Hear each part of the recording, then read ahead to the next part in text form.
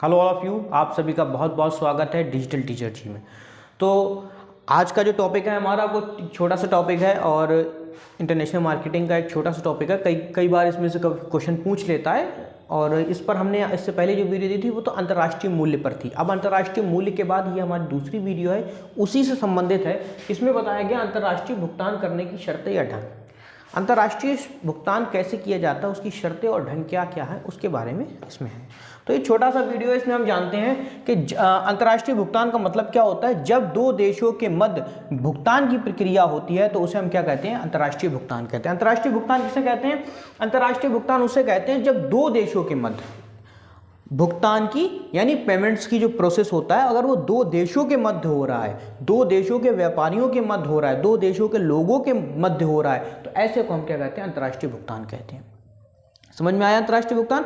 अंतर्राष्ट्रीय भुगतान में क्या है कि ऐसी प्रक्रिया जो दो देशों के मध्य हो रही हो, ऐसी भुगतान की प्रक्रिया जो कितने देशों की भी, दो या दो से अधिक भी हो सकते हैं, लेकिन कम से कम दो देशों के मध्य होने वाली प्रक्रिया को, मतलब दो देशों के मध्य होने वाली भुगतान प्रक्रिया को ही क्या कहते हैं, हम अंतर्राष्ट्रीय भुगतान कहते हैं। क्या कहते हैं? अंतर्राष्ट्रीय भुगतान कहते हैं। तो अंतर्राष्ट्रीय भुगतान का मतलब क्या है? दो देशों के मध्य होने वाली भुगतान की प्रक्रिया को ही हम क्या कहते हैं, अंतर्राष्ट्रीय भुगतान के नाम से जानते हैं। अब अंतर्राष्ट्रीय भुगतान की विशेषताएं क्या क्या हैं? तो अंतर्राष्ट्रीय भुगतान की पहली विशेषता है दो देशों के मध्य होना। क्या मतलब होता है? दो देशों के मध्य होना। सबसे पहला क्या है? दो देशों के मध्य होना। देखो, जो अंतर्राष्ट्रीय भुगतान हो वो कम से कम दो देशों के मध्य होना चाहिए, दो देशों के लोगों के मध्य होना चाहिए, दो देशों के व्यापारियों के मध्य होना चाहिए, लोगों के मध्य होना चाहिए। मतलब किन्हीं दो देशों में निवास करने वाले व्यापारी अगर जब आपस में भुगतान की प्रक्रिया करते हैं तो ऐसे को हम अंतर्राष्ट्रीय भुगतान कहते हैं। दो देश आपस में भुगतान की प्रक्रिया करते हैं तो ऐसे को भी हम क्या कहते हैं, अंतर्राष्ट्रीय भुगतान के नाम से जानते हैं। अंतर्राष्ट्रीय भुगतान का मतलब क्या है? सबसे पहली विशेषता क्या है कि इसमें दो देश होना चाहिए, कम से कम दो देश होना चाहिए। दूसरा क्या? दो पक्षकार, दो पक्षकार, एक लेने वाला, एक लेनदार और एक देनदार। मतलब एक भुगतान करेगा और एक भुगतान को रिसीव करेगा। दो लोग होना चाहिए, एक भुगतान को, पेमेंट को रिसीव करने वाला, एक पेमेंट को देने वाला। तो दो पक्षकार होना जरूरी है।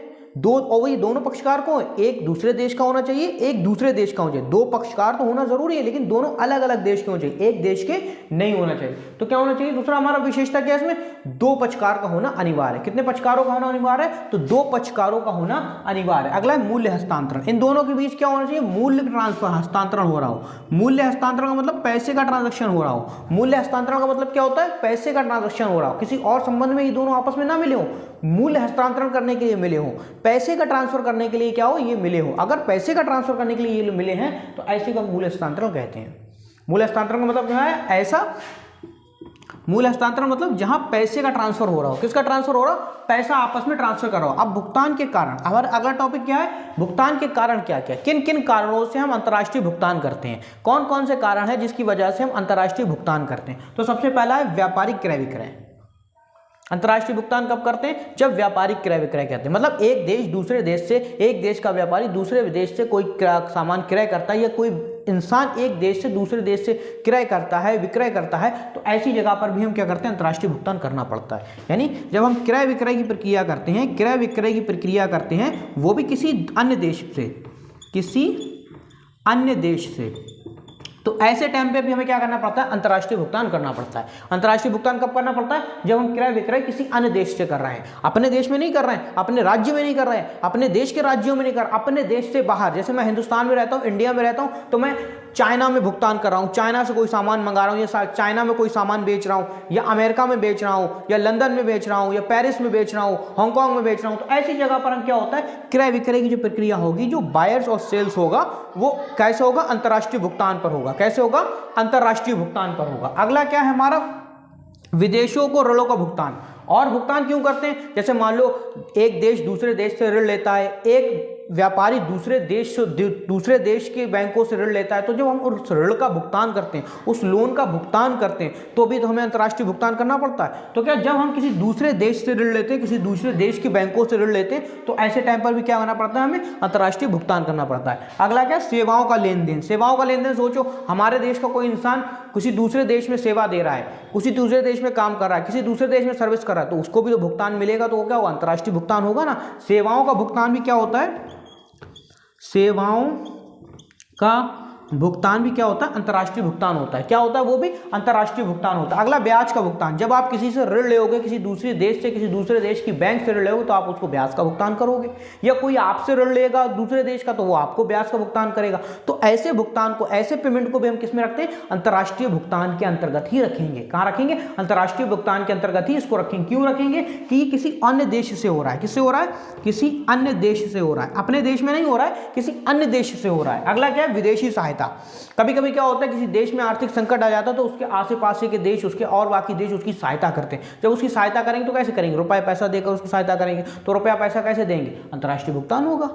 अंतर्राष्ट्रीय भुगतान ही तो करेंगे, उसको पैसा ही तो देंगे। तो जैसे आज इंडिया ने इस टाइम पे बहुत से, जैसे श्रीलंका की मदद करी है, और बहुत से देशों की इंडिया मदद करता है, तो कैसे करता है, उसको पैसा प्रोवाइड कराता है, उसको सहूलियतें प्रोवाइड करता है, कहीं ना कहीं वो भुगतान करता है। क्या करता है, भुगतान करता है। कोई भी देश किसी दूसरे देश को करता है तो वो भुगतान करता है। अगला, अंतर्राष्ट्रीय पुरस्कार। कभी कभी कैसा होता है कि अंतर्राष्ट्रीय पुरस्कार का मतलब ये है कि जैसे कोई व्यक्ति है, वो व्यक्ति किसी दूसरे देश में ऐसा काम करे कि वो देश उसको इनाम के तौर पर कुछ पैसा दे, तो वो भी तो अंतर्राष्ट्रीय भुगतान होगा।